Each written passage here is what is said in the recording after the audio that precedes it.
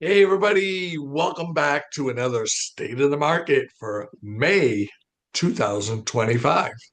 So we're into our January, February, March, fifth month into the year. Real estate is going well here in New England. If you are looking at these videos and checking out different parts of the country, the real estate market is different in different states. So, just keep an eye out for that if you're looking at different states. They don't always pertain to the statistics and numbers that we're revealing here for Cape Cod and the Islands and Barnstable County from Plymouth to P-Town.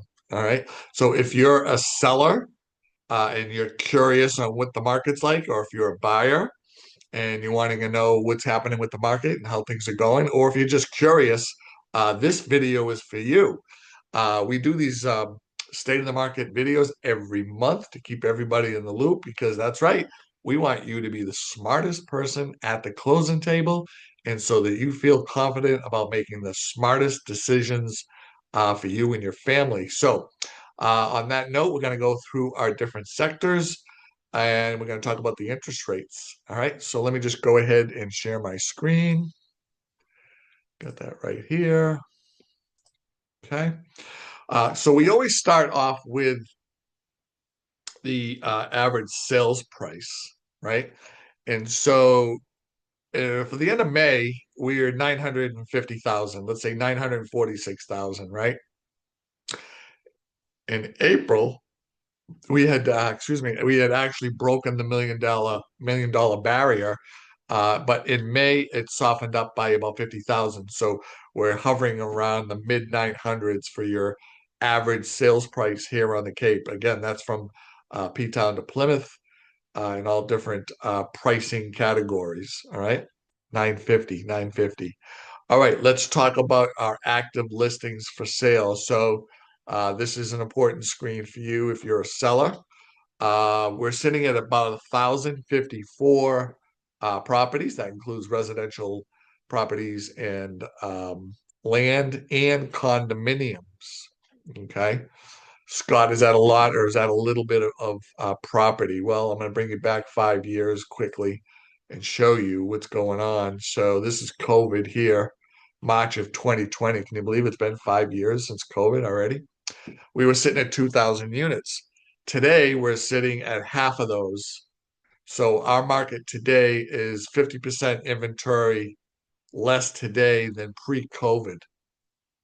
All right. I mean, there's months that we were down here in the 300 range, right? But for today, we're sitting around 1,054, which is up a smidge from April, which was 964, which gives us an increase of about 90 properties. Okay.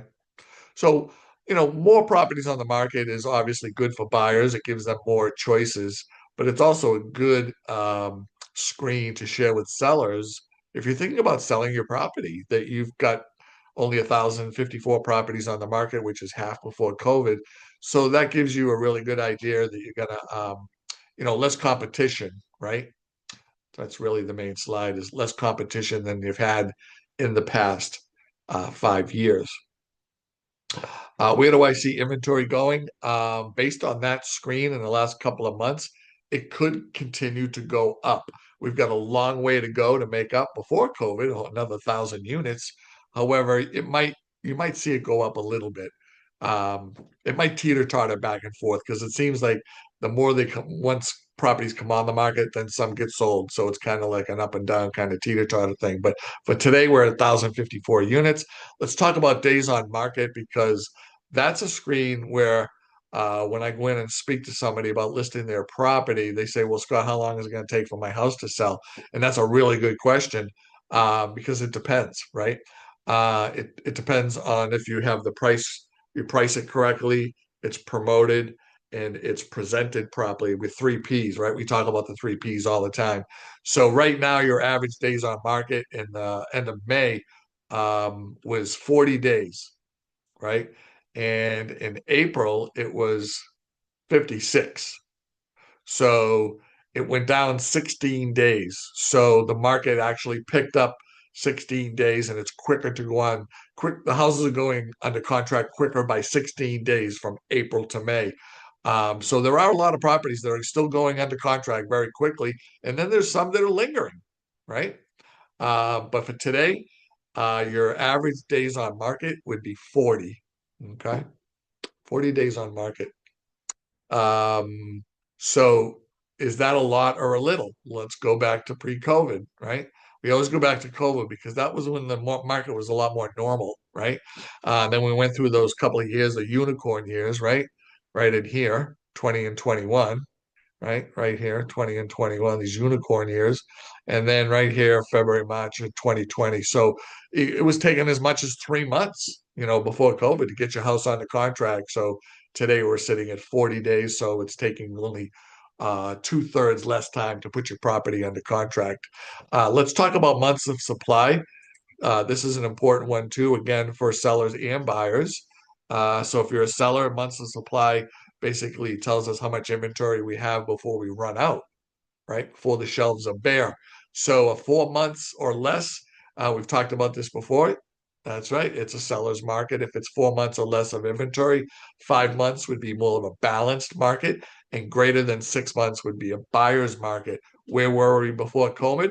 Right around here, 4.8 months. So it wasn't quite a seller's or a buyer's market. It was more of a balanced market. And then things kind of shifted. And it's been pretty much a seller's market now for quite some time, the last 4 or 5 years. Right now, we're sitting at 3.6 months of inventory. So it's still a seller's market. So for all your sellers out there thinking about selling a home, is it a good time to list and sell your property? Absolutely. Um, so in April, it was 3.3. Now we gained a little bit of inventory, right? From that previous slide over here from the, um, let's see, the homes for sale. We gained inventory from 1,054 units from 964. So anytime that you gain units like that, you're also going to gain your months of supply. So we went from 3.3 to 3.6. All right. And then the last one that we always talk about is the percentage of list to sales price ratio. So when a seller asks, when we seller asks me when we list our house, how much should we expect to get for our property if we were to list it for $1 million? Well, the average uh, is 98.4. Okay, so $1 million, you get $980,000 for your house average. I see some go over, I see some go under. And then April it was 98.5, and now it's 98.4. So that's kind of like a push. Nothing's really changed there. I have seen some properties with some concessions. Sellers are willing to, fix and repair a few things here or there. Not all of them, but some. And I've seen home inspections go about 50-50. Some still are and some aren't. So we're kind of like in the middle of all that. So 98.5 and 98.4 is your list to percentage of list to sales price ratio, which is very, very good. Before COVID, it was 97.7. So we're about almost a point higher than what it was before COVID as far as getting a higher amount for properties today than we were getting, say, 5 years ago. And then, of course, you got the unicorn years here between 21 and 22, where we were getting 102, 103, 104% over asking, right? Those are considered in our business the unicorn years, right? Years that we may never see ever again, right? So that kind of takes care of the different sectors. Let me go ahead and just stop my screen. There we go. Stop my screen share. Let's talk about interest rates, right? Because that seems to be the driving force behind the entire economy, not just for housing, but also for cars and credit cards and housing and cars and credit cards and things like that. So interest rates are very, very important because not everybody has the ability to pay cash, right? And those that have to finance or want to finance. Let's take a look at the rates. So 30-year fixed is 6.9, which is up from last month, which was 6.8. 15-year fixed is 6.1, and that's up from 6.0 last month. 30-year Federal Housing Administration is 6.9. In April, that was 6.8. 30-year VA is 7.0. And last month, I think it was 6.8 or 6.9. And 30-year jumbo, $750,000 or more financed is 6.9. And I believe in April it was 6.8. So things are teeter-tottering up and down, back and forth, depending on the day and how things are going. We want to thank you all for taking the time to check out my monthly State of the Market video. We do these for you. We really enjoy doing them. It keeps us abreast of what's going on with the market. And we just love sharing this information so that everybody makes those smart decisions, right? So thank you so much. We'll talk to you soon. And we'll see you at the next State of the Market 2025. Bye-bye.